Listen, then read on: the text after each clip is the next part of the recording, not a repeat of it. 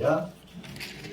자, 오늘 이제 신명기 2장 1절로 37절 말씀 속에는 가나안 가는 여정에 40년 동안의 모든 길을 설명하고 계시는데 1절을 보시면 하나님께서 회정 방향을 돌이켰다. 하나님이 방향을 돌이켜서 38년 동안 광야에서 이제 훈련받은 내용을 1절 한 절로 끝내버립니다. 1절 2절에서 끝내고 이제 가나안 전쟁을 준비하는, 그래서 요단 동쪽에 있는 기업을 얻게 하시는 내용이 오늘 본문에 나오는데, 여기 가나안 가는 길에 광야에서 40년 동안 훈련받은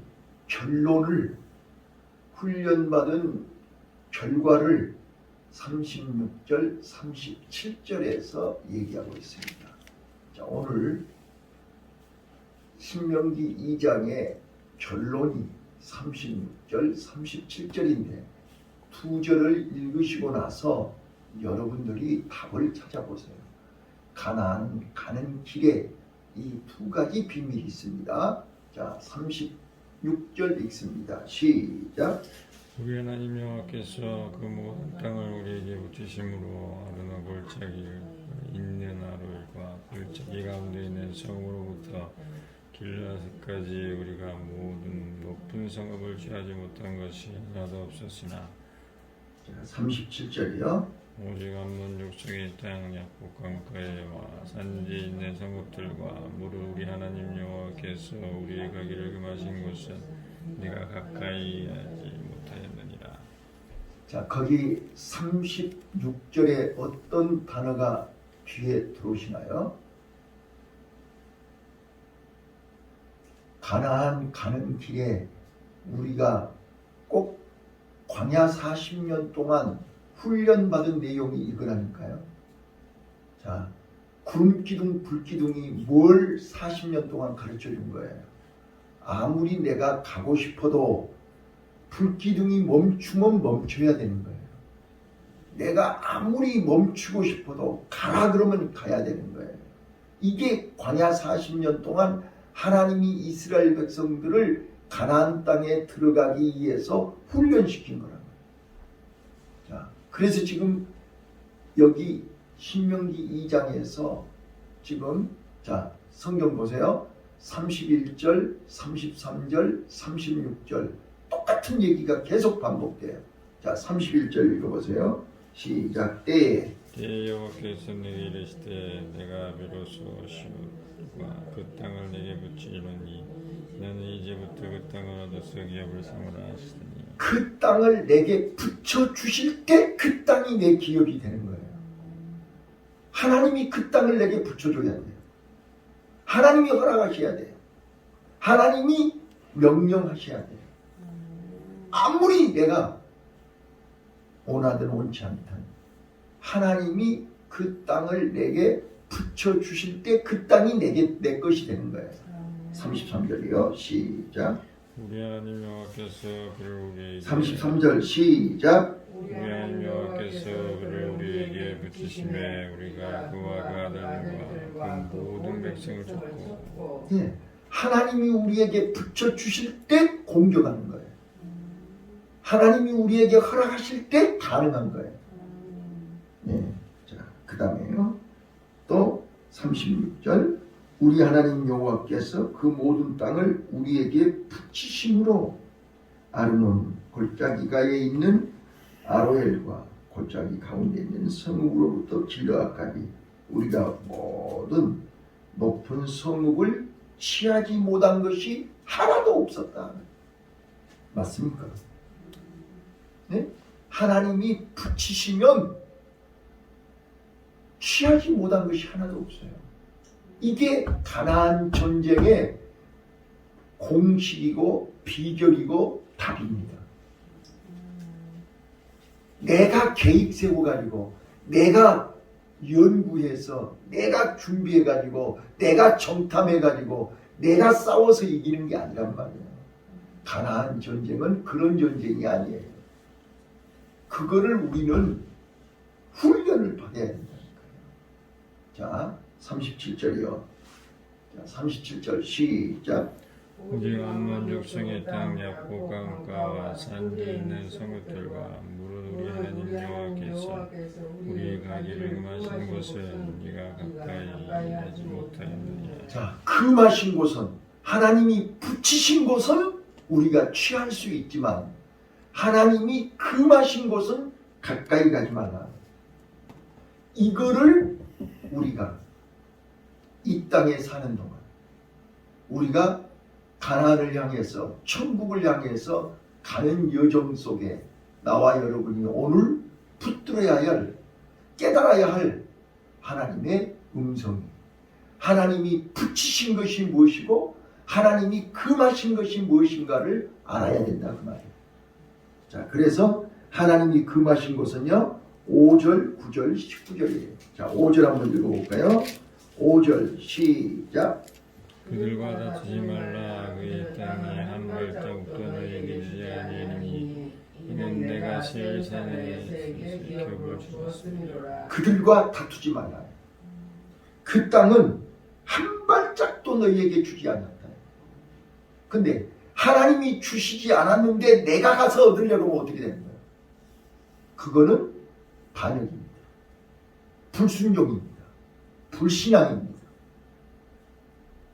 또요 9절입니다. 자, 시작. 여호와께서 네게 이르시되 모압을 괴롭게 말라. 그와 싸우지도 말라. 그 땅에 내가 네 기업으로 주지 아니하리니 이는 내가 롯 자손에게 아를 기업으로 주었음이로라. 자, 세일도 마찬가지고 모압도 마찬가지고 그 땅은 너희에게 허락해 주신 적이 없어요. 그거는 롯에게 허락한 거지 너희에게 허락한 것이 아니에요. 우리가 인간적으로 그 땅이 아름답게 보이고 그 땅이 욕심이 나고 그 땅이 좋다고 무조건 욕심 부리지 마라 그 말이에요. 그건 하나님이 금하신 것이에요. 또 19절 한번 보실까요? 19절 시작. 암몬 족속에 가까이 일거든 그들을 괴롭게 말라. 그들과 다투지도 말라. 암몬 족속의 땅은 내가 내 기업으로 주지 아니하리니 이는 내가 그것을 롯 자손에게 기업으로 주었음이로라. 아멘. 자, 이제 성경 놓고 저를 봐보세요. 우리가 지금 성경을 여러 군데 읽었는데, 자, 이 여러 군데 읽은 것이 딱 두 마디로 정리가 되지 않아요? 하나님이 붙이신 곳은 그 땅이 산지가 됐든 산성이 됐든 어떤 땅이든 가서 취하라는 거예요. 아멘.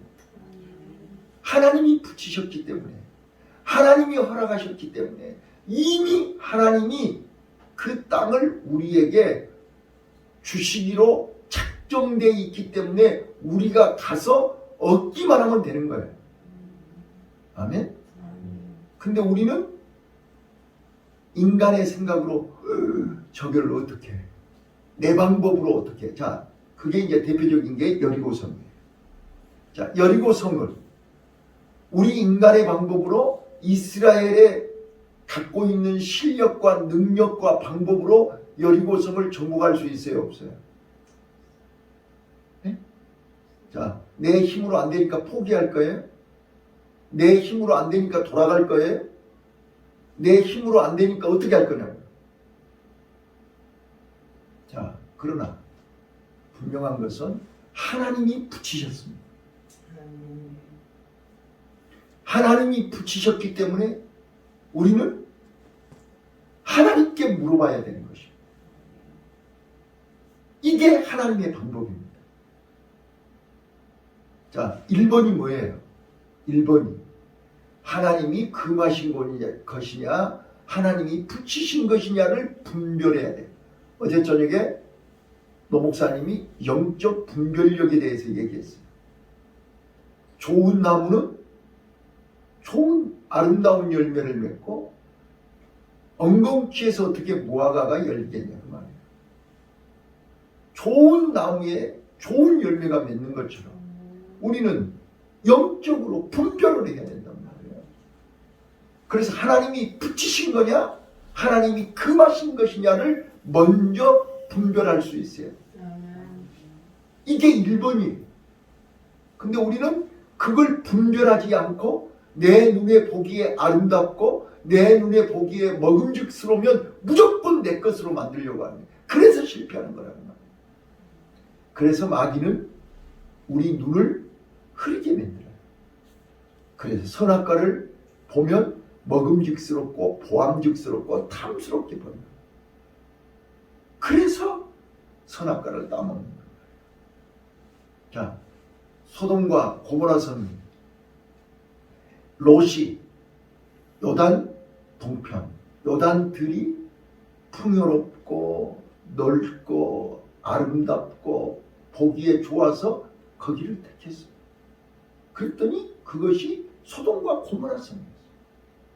결국은 소돔과 고모라성은 유황불로 망했어요. 오늘 우리는 아무리 세상적으로 화려하고 멋있고 먹고 싶고 갖고 싶고 소유하고 싶어도 하나님이 붙이시지 않는 것은 내 것이 아닙니다. 이걸 분명히 아셔야 됩니다. 자, 그 다음에 하나님이 금하신 곳이 있어요. 그거의 세 군데 나왔죠. 5절, 9절, 19절. 자, 세일사는 에돔에게 에서에게 허락하신 땅이죠. 암몬과 모압, 암몬과 이 모압은요 롯에게 허락하신 땅이잖아요. 거기는 너희에게 한 발짝도 허락한 적이 없다 그랬어요. 거기는 우리가 욕심 부려서는 안 돼요. 거기는 남의 것을 탐내지 말란 말이에요. 그건 우리에게 허락한 것이 아니에요. 자, 여기서 오늘 결론입니다. 결론. 하나님이 붙이신 것과 하나님이 금하신 것을 아는 사람이 온유한 자입니다. 아멘.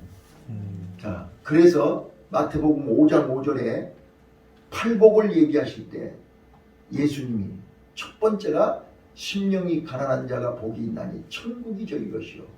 두 번째 온유한 자가 복이 있나니 그 땅을 기업으로 얻을 것이다. 온유한 자. 자, 우리는 이 온유한 자 그러면 부드럽고 이렇게 화 안 내고 친절하고 부드러운 사람을 온유한 자라고 그렇게 알고 있어요. 그런데 성경은 물론 한국말로 번역하면 그렇게 이해할 수 있지만 성경에서 얘기하는 온유한 자는 뜻이 다릅니다. 자, 예수님이 마태복음 11장 29절에 나는 마음이 온유하고 겸손하니 너희는 내게 와서 배우라. 거기서 얘기하는 온유함이나 하나님이 지면에 모세처럼 온유한 자가 없다. 지면에서 가장 온유한 자가 모세다. 자, 그러면 예수님하고 모세하고 동일시하는 것입니다. 자, 모세의 온유함과 예수님의 온유함의 공통된 점이 뭐냐 그 말이에요. 자, 예수님은 하늘에서 모든 것을 다 포기하시고 이 땅에 오셔서 자기 백성들을 구하고 자기 백성들을 살리기 위해서 당신이 십자가에 죽으신 것이 온유함입니다.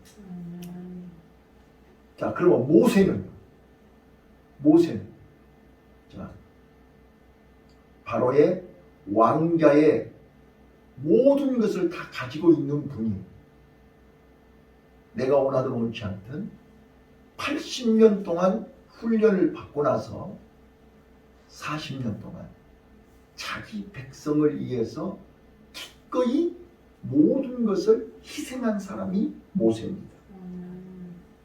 자, 모세도 시내산에서 내려올 때 금송아지를 만들어서 우상 숭배할 때 십계명 돌판을 깨트리면서 저들을 다 죽여버리려고 했던 사람이 모세였습니다. 그런데 하나님은 그런 모세를 광야에서 40년 동안 훈련을 시키고 나서 모세가 어떻게 바뀌었습니까? 불뱀에 물려 죽는 저들을 향해서 모세가 어떻게 하나님 앞에 얘기했어요? 하나님, 저들을 살려주세요. 나를 하나님의 생명책에서 지워주는 한이 있더라도 저들만은 살려주세요. 이게 온유함입니다. 이게 모세의 온유함입니다. 이거는 어느 누구도 흉내낼 수 없는 온유함입니다. 그래서 하나님이 이 지면에 모세처럼 온유한 자가 없다고 얘기하는 것입니다. 오늘 나와 여러분에게 하나님은 광야 40년의 훈련을 통해서 모세처럼 온유한 자가 되기를 원하시는 것입니다. 그 온유함이 바로 무엇이냐? 하나님이 붙이신 것과 하나님이 금하신 것을 아는 것입니다. 그거를 모르면 온유한 자가 될 수가 없어요. 더 쉽게 설명할까요? 자, 우리는 내가 먹어야 될 것과 먹지 말아야 할 것, 가져야 될 것과 갖지 말아야 할 것을 구분할 줄 아는 것이 온유함입니다. 근데 우리는 조그마한 욕심 때문에, 사소한 욕심 때문에 그 적은 것 욕심 부리다가 큰 것을 놓쳐버리는 것이죠. 그게 바로 여리고성에서 아간이었습니다. 아간은 금덩어리 하나, 은덩어리 하나, 신할산 애투 하나, 그것 욕심 부리다가 3족이 다 죽고 말았습니다. 가나안 땅 들어와서 가나안 땅을 얻기도 전에 그 욕심 부리다가 죽었습니다. 자, 말씀을 정리할게요. 우리 온유한 자 됩시다. 저는 요즘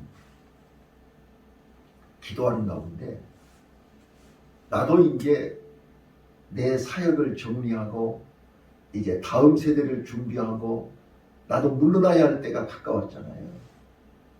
하나님, 내 당대에 나는 이렇게 끝나야 돼요. 뭔가 하나님 나에게 약속하신 그 언약이 내 당대에는 안 이루어지는 거예요. 늘 기도해요. 그럴 때마다 하나님은 에레미야 선지자를 늘 떠오르게 하세요. 자, 에레미야 선지자는요, 이스라엘 나라가 멸망할 때 하나님 앞에 쓰임받은 지도자예요. 그랬기에 그는 날마다 눈물로 하나님 앞에서 살 수밖에 없었어요. 자기 자신도 비참했지만 일이 너무 힘든 일이었어요. 그래서 백성들한테 가면 매국노라고, 백성들은 죽이려고 하지요. 하나님은 가서 전하라고 하지요. 백성들은 듣지도 않지요. 그래서 결혼도 안 하고 초라하게 비참하게 손가락질 받으면서 오해를 받으면서 무시를 당하면서 사역했던 선지자가 에레미야 선지자예요. 자, 오늘 하나님 앞에 붙여주신 것이 있고 금하신 것이 있어요. 하나님이 나에게 붙여주신 것이 있고 나에게 금하신 것이 있어요. 아무리 내가 욕심을 부려도 그건 아니다. 아무리 내가 하기 싫어도 하나님이 붙여주신 건 해야 되는 거예요. 이게 우리 하나님의 종, 하나님의 일꾼, 하나님의 백성이라 그 말입니다. 오늘 저는 하나님의 방법을 가나안 가는 길에 하나님이 붙여주시면 여리고성을 우리는 불가능하잖아요. 그러나 하나님이 붙여주시니까 어때요? 하나님이 매일 새벽마다 한 바퀴씩 돌아라. 마지막 날은 7바퀴 돌고 큰 소리로 외쳐라. 하나님이 시키는 대로, 하나님 말씀대로, 하나님이 하라는 대로 했어요. 그랬더니 믿어지지 않는 일이 벌어진 거예요. 여리고성이 무너지는 거예요. 이거는 인간의 방법으로 절대로 계산이 안 되는 거예요. 우리 계산으로 가나안 가는 길에 우리 계산은 통하지 않는다는 것을 명명백백하게 보여주는 거예요. 자, 제가 전에도 한번 얘기했지만 여호사밧 연합군이 지금 공격에 오지요. 여호사밧은 싸울 군대도 없고 싸울 능력도 없고 싸울 힘이 없어요. 불가능해요. 지금 나와 여러분의 모습과 똑같아요. 싸울 힘이 없어요. 그런데 연합군이 쳐들어온다고요. 이때 여호사밧이 하나님 앞에 물어요. 하나님 어떻게 할까요? 자, 성가대를 세워라. 아니, 저는요 이 말씀을 묵상할 때마다 감격하는 게 두 가지가 감격해요. 자, 절박한 상황에서 하나님이 두려워 말고 성가대를 세워라. 아니, 전쟁터에 군인을 앞세워야 되는데 성가대를 앞세워라. 근데 여호사밧은 순종하지요? 성가대를 모아요. 그런데 또 그 중에 더 웃기는 게 뭐냐면 성가대를 모으는데 총알바지 아니에요? 전쟁터에 가서 죽으라는 거 아니에요? 근데 기꺼이 이 고라의 자손들이 우리가 총알바지가 되겠습니다. 우리가 성가대 하겠습니다. 하고 고라 자손들이 모여요.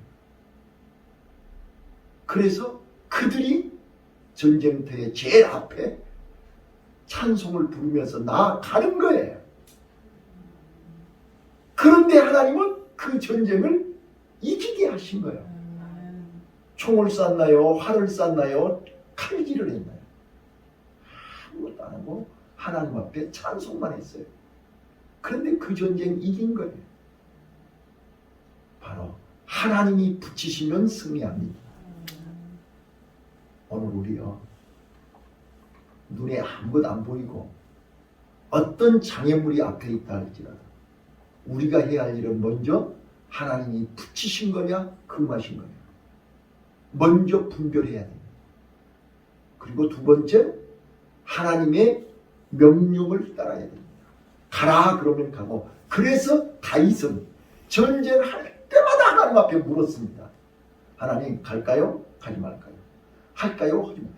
지금 바로 턱 밑에까지 적군이 왔는데 하나님은 기다려라. 그러더니 하나님은 매복을 해라. 지금 나가라. 하나님 말씀대로 해서 승리한 거예요. 그래서 다윗은 백전백승인 거예요. 또요 기드원 300명 용사 하시잖아요.